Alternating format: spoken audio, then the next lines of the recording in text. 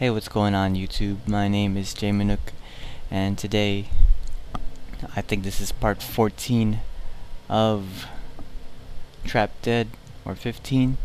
I do want to tell you guys to take note of where we start. That gate right there. Just keep in mind where that is while you watch Mike dance around a bit in the corner right there. I thought he was walking with us, but I guess he got confused, dazed and confused by the bush and its awesome shrubbery. But anyways, a little recap on what's going on is we're at a church and we're here to confess our sins of killing many zombies and then touching them while they were dead. And also we're here to see Patient Zero. Why he hasn't wandered off into another city is beyond me, but he is actually here. What's her name? Joanne gave us the heads up that they found Patient Zero here, and she took a picture of him, and then everybody's like, we're gonna go there and see what's going on with Patient Zero, because he has a cool name and we are just citizens trying to survive, so we need him just as much he needs us to kill him. So we're here at the church slash graveyard. The graveyard's pretty huge, and that is also what she said. So it's gonna take me a while to get through here. I'm gonna have to split the video up into 2 parts, and I do apologize if I sound kind of dead or anything like that, but I really wanted to get a video up.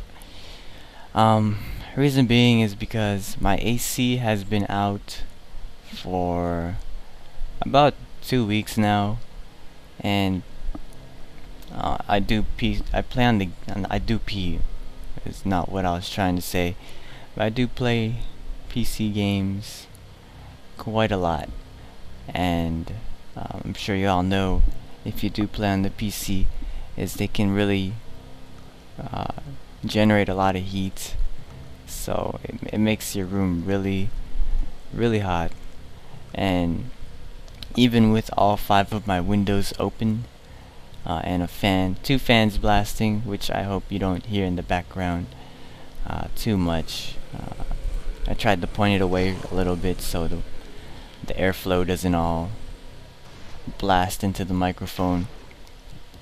But yeah, even with all these things going on, trying to keep me cool, it's still pretty hot in here. It is like, I think yesterday it was about 97 degrees, or not 97 degrees, that's, I would have fled home by then. It was like 91 degrees, so it was very hot, and when it is like that, I don't really want to turn my computer on, and because it just makes everything all the more hotter, and I don't want to risk like doing damage to the computer. I'm kind of afraid. Although I'm sure it's fine, but it does make me sweat bullets ridiculously hard. So, but I did want to just get this video out here, so you guys can see what's going on next in the tale of Trapped Dead. I am using, as you can see, Mike, the professor, the sheriff, and Bo. I did use, well, what is he doing? Don't know what he's doing, but anyways, I did use, I think, Joanne. Oh, and also we did get that new guy. I forgot his name. I think his name started with C, so I'm gonna call him Craig. I did use Craig in the last mission, but I had no idea what weapons like he's supposed to use, so I just gave him a pistol, and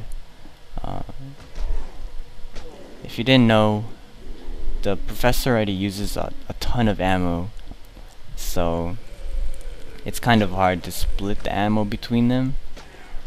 You get just kind of, you're gonna run out pretty quickly. But he does use the revolver on that I do have on the sheriff. I'm not sure about melee weapons because all of my melee weapons were currently occupied. But if anything, he probably could use the new weapon that is coming up in just a couple minutes. And if you don't see Bo back there jacking off in the forest, he is back there. I did not notice until maybe a couple minutes later that, well, I don't know, maybe I did, but I just kind of gave him a minute to finish.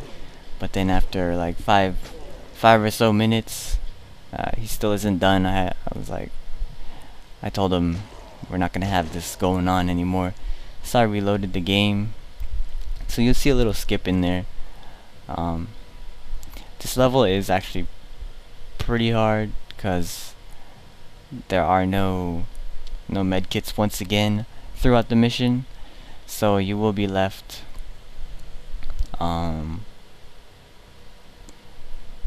with what you have, I guess you can say, because yeah, here's a skip, and see, he's there in the bush doing his thing. It's not even like a tall bush or anything. He's just kind of like his shoe got stuck or something. But once I finish playing around here, we should get back to the action. And here we go. And like I was saying about the medkits, we don't have any. So if you start bleeding, which one of my characters should, I think. One of them was. I think it was the sheriff.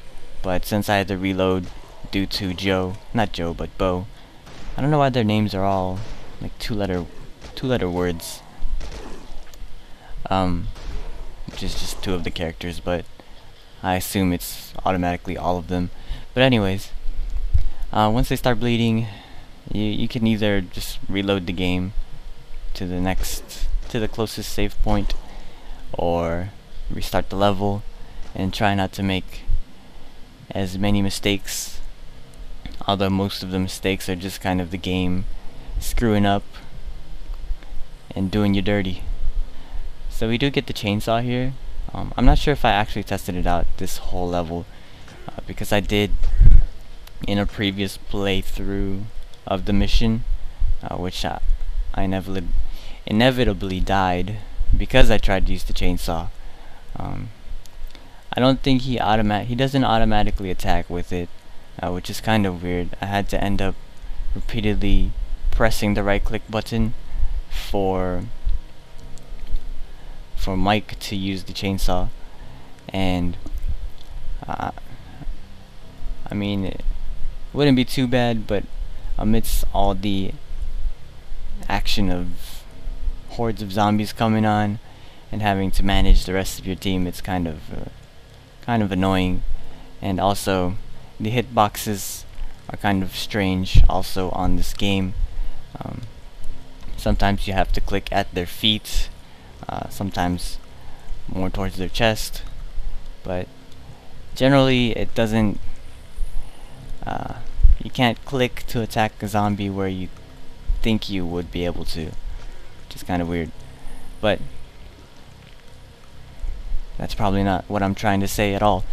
Probably what I'm trying to say is that when the zombies do get clumped together, it gets kind of hard to click them individually, rather than just highlighting them and then letting them decide which ones they can attack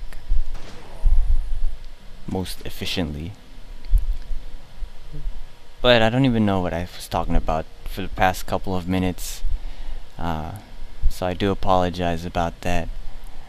Anyways, we are in the graveyard.